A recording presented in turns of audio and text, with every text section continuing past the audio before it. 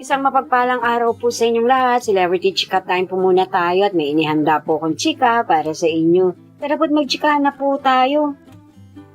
Asia's multimedia star na si Alden Richards, narito ang kanyang latest updates sa kanyang shooting in Hong Kong para sa Hello Love Again.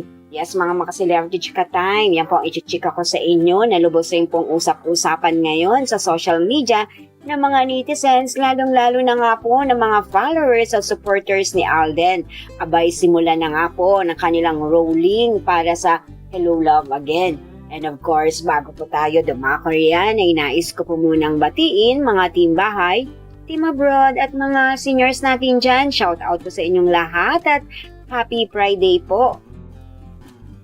Kahapon nga po ay lumipad patungong Hong Kong ang ating Asia's multimedia star na si Alden Richards para po sa shooting ng kanyang reunion movie nila ni Catherine Bernardo, ang Hello Love Again.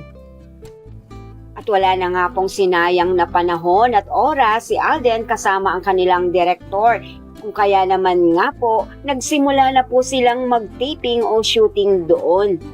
Narito po ang ilan na capture moments na first day shooting ng ating Asia's multimedia star.